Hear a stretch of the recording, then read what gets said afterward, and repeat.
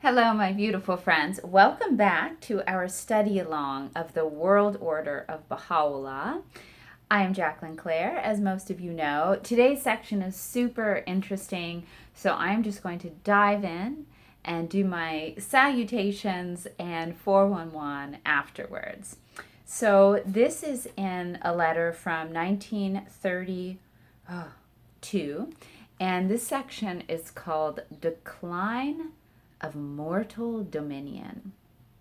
How unfair, how irrelevant to venture any comparison between the slow and gradual consolidation of the faith proclaimed by Baha'u'llah and those man-created movements which have their origin in human desires and with their hopes centered on mortal dominion, must inevitably decline and perish.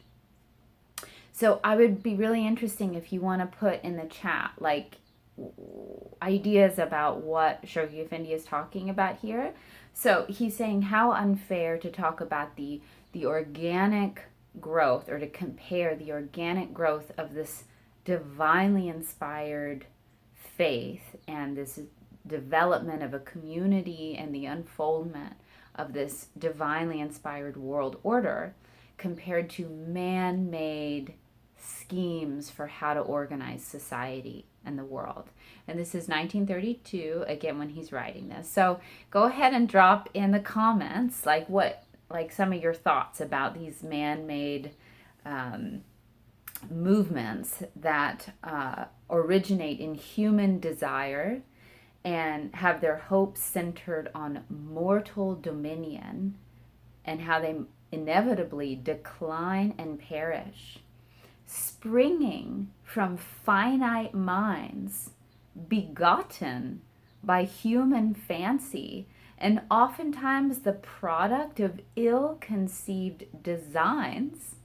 Such movements succeed by reason of their novelty, their appeal to man's baser instincts, and their dependence upon the resources of a sordid world, in dazzling for a time the eyes of men, only to plunge finally from the height of their meteoric career into the darkness of oblivion, dissolved by the very forces that had assisted in their creation.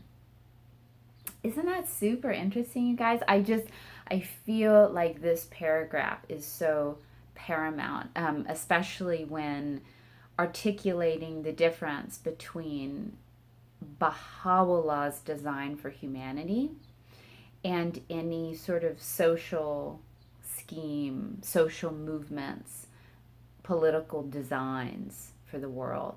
That anything that humans, normal, average people who are not the manifestations of God for their day, dream up, often is coming, first off, it's coming from a finite mind.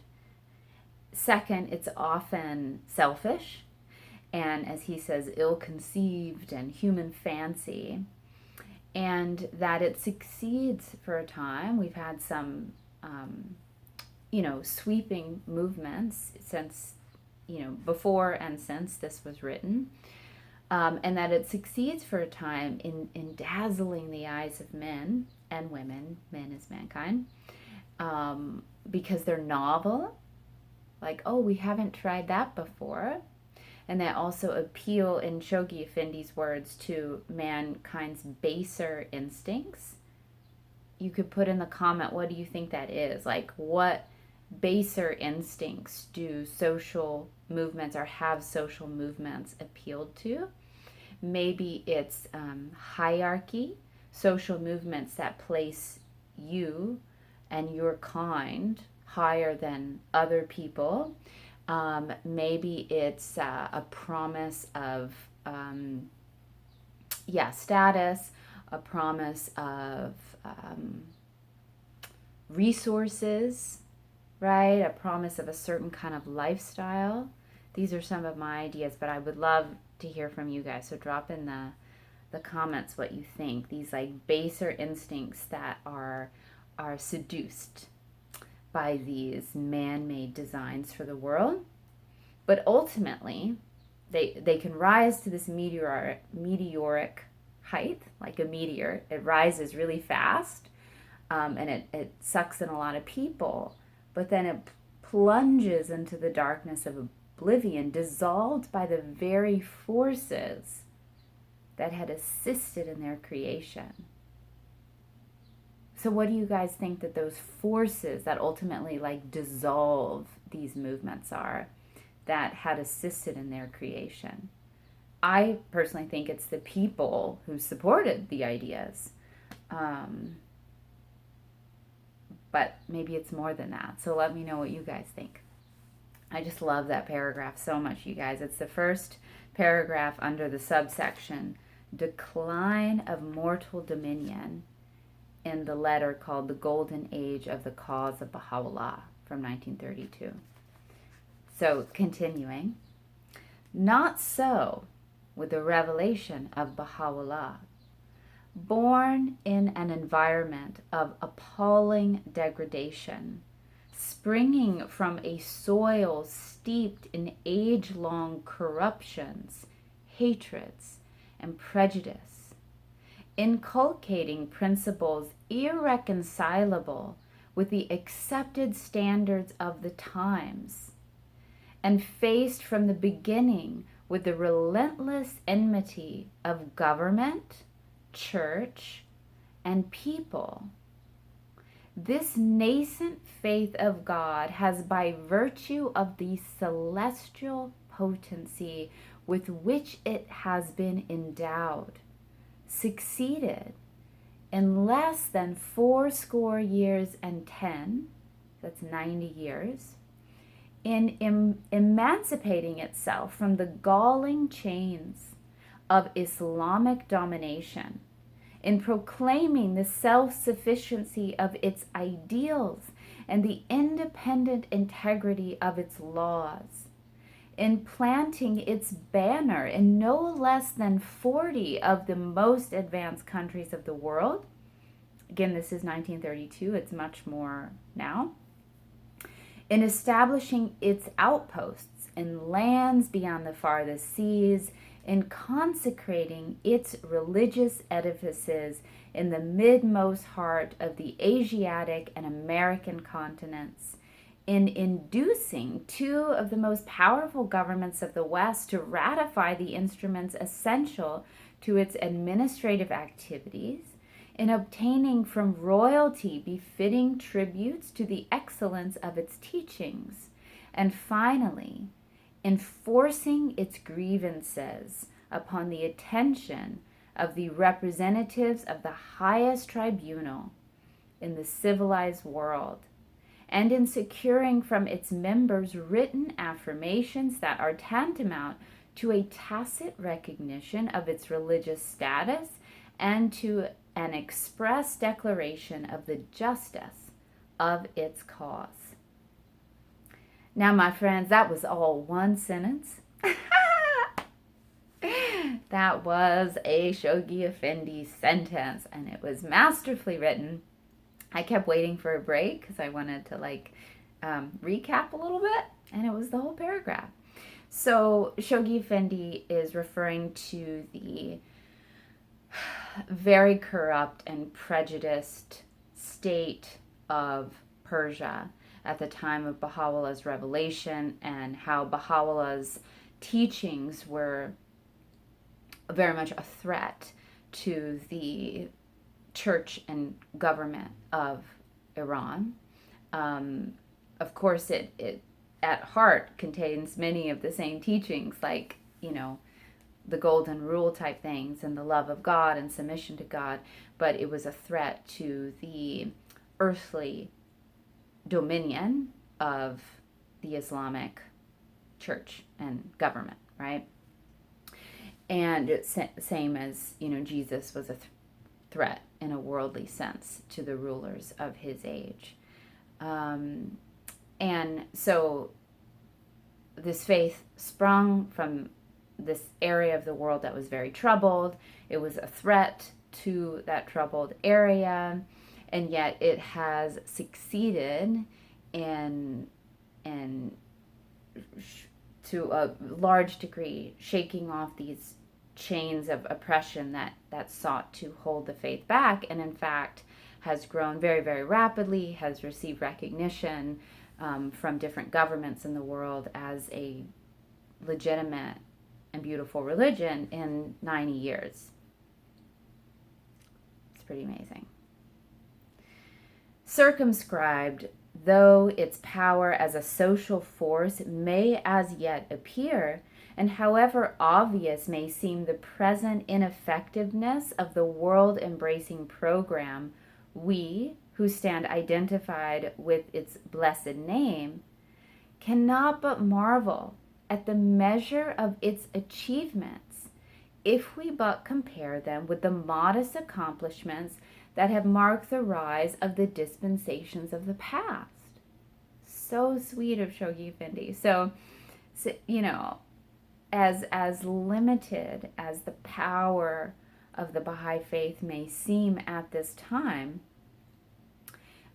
especially since there's this beautiful design for the harmony of the whole world and the transformation of the hearts and spirits of all mankind.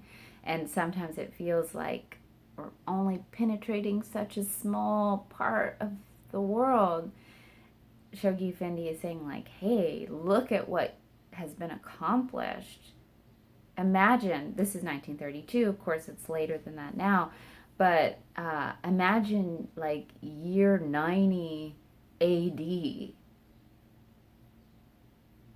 whoa. Right?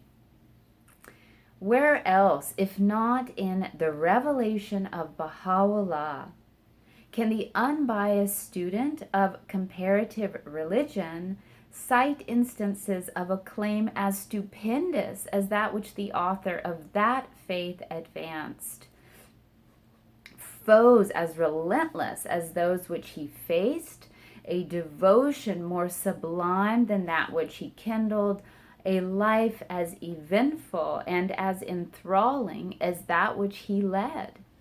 Has Christianity or Islam, has any dispensation that preceded them offered instances of such combinations of courage and restraint, of magnanimity and power, of broad-mindedness and of loyalty, as those which characterized the conduct of the heroes of the faith of Baha'u'llah? Where else do we find evidences of a transformation as swift, as complete, and as sudden as those effected in the lives of the apostles of the Bab? Few, indeed, are the instances recorded in any of the authenticated annals of the religions of the past of a self-abnegation as complete, a constancy as firm, a magnanimity as sublime, a loyalty as uncompromising as those which bore witness to the character of that immortal band which stands identified with this divine revelation. This latest and most compelling manifestation of the love and the omnipotence of the Almighty. Woo-wee. That was so amazing to read. Just that short, adjective highlight reel of the character and heroism of the apostles of the Bab and Baha'u'llah, and that we are the descendants of those amazing souls, and that we are the torchbearers in this day. Whew. All right, my friends, thank you so much for studying with me. If you are watching this on Friday in real time, I wish you a beautiful and reverent Baha'i Holy Day. This is the commemoration of the martyrdom of the Bab. It's a really incredible story if you don't know it. I can't do it justice in the time I have left in this video, but maybe sometime we'll talk about it. Once again, thanks for joining me. Please remember to subscribe to this channel. Subscribe right now. Do it, do it, do it. Subscribe. You can hit the like button if you enjoyed this video. It'll help other people find it. As always, I love hearing from you. Please comment below if you believe in this channel, if you would like to be a part of it, and you would like to support it in some small or big, but ultimately practical way. I invite you to check out either my Patreon community, which is linked below, patreon.com/Jacqueline Claire Art. It's a donation-based subscription community where I share art content, I collaborate with you, I share lessons on how to make art and e-cards and coloring sheets, and really it's a way for you to be an ongoing support of my work. Or you can do PayPal if you'd like to do just a one-time donation to say I enjoy what you're putting out into the world and I would like to support. It is always appreciated, and that is linked below as well. And also on my YouTube homepage, there's a tip jar up on the top right. Thank you so much, my friends. Again, I wish you a happy holy day. And until next time, I wish you the best for playing your unique part in making this world a better place. Catch you next time.